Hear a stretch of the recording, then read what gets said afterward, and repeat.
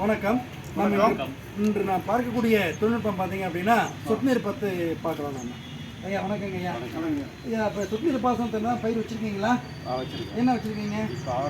அவரை சொட்டுநீர் பாசனத்தில் அவரை போட்டுருக்கீங்க.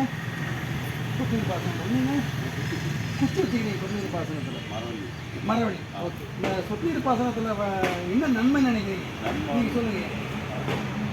சொட்டுநீர் பாசனத்துக்கு என்ன நன்மை? தண்ணி வந்து பற்றாக்குறை காலங்களில் நல்லா பயன்படுது. ஒன்று சிக்கனப்படுத்துது, தண்ணி சிக்கனப்படுத்துது. ரெண்டு வேற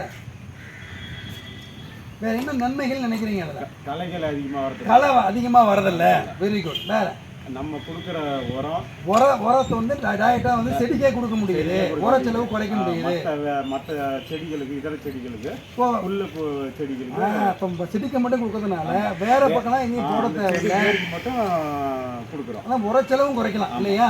வேற இப்போ பார்த்தீங்கன்னா இப்படி சொல்கிறது கரெக்ட் தான். இப்போ வந்து இந்த சொட்டுநீர் பாசனம் போடுறீங்க இல்லையா, நீங்கள் சொன்ன மாதிரி தான் எல்லாமே வந்து என்னன்னா மண்ணை வந்து இருக்க விடுமா? இல்லை, மண்ணை இருக்க விடுறதில்ல. புல புலன்னு இருக்கும். ஒன்று. ரெண்டாவது வந்து குறைந்த தண்ணியிலேயே அதிக பரப்பளவு என்ன சொல்லலாம், பயிர் செய்யலாம் இல்லையா? உங்களுக்கு கண் கூட தெரிஞ்ச உண்மை இல்லையா? ரெண்டு. மூன்றாவது என்னன்னா நீங்கள் சொன்ன மாதிரி களை முளைக்காத அதிகம். இப்போ களை செலவு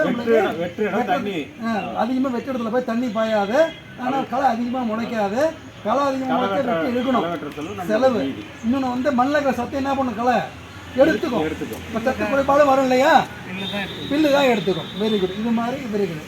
இது இல்லாமல் என்ன டைம் சேவ் ஆகுமா, நம்மளுக்கு நேரம் மிச்சமாகுமா?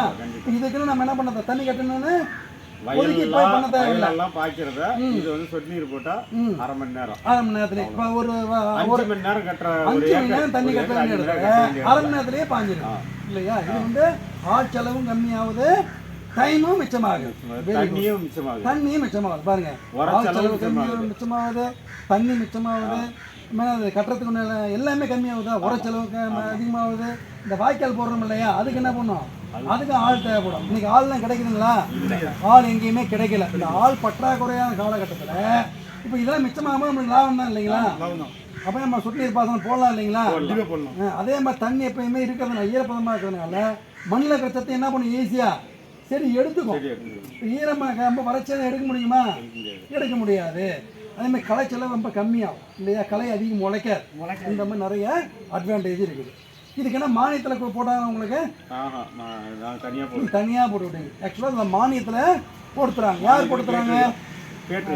அப்படின்னா வேளாண்மைத்துறை, தோட்டக்கலைத்துறை, ஒவ்வொரு வட்டாரத்தில் இருக்கிற வேளாண்மைத்துறை, தோட்டக்கலைத்துறை, பட்டு வளர்ச்சித்துறை என்ன பண்ணுறாங்க, அவங்க பட்டு அந்த மல்பரி செடிக்கு போடுத்துறாங்க. அப்போ என்னது, எல்லாத்துக்குமே மானிய விலையில் நம்முடைய கவர்மெண்ட்டை போட்டுக்கிறாங்க. சரி, எவ்வளோ மானியம் தெரியுங்களா? இப்போ சிறு குறு விவசாயிகள் 5 ஏக்கர் உள்ள இருக்குது இல்லையா, அவங்க சிறு குறு விவசாயம் சொல்லுவாங்க. 100% மானியம். எல்லாமே மானியத்தில் தான் கொடுக்குறாங்க. 5 ஏக்கருக்கு மேலே இருக்கிறவங்களுக்கு 75% மானியம்.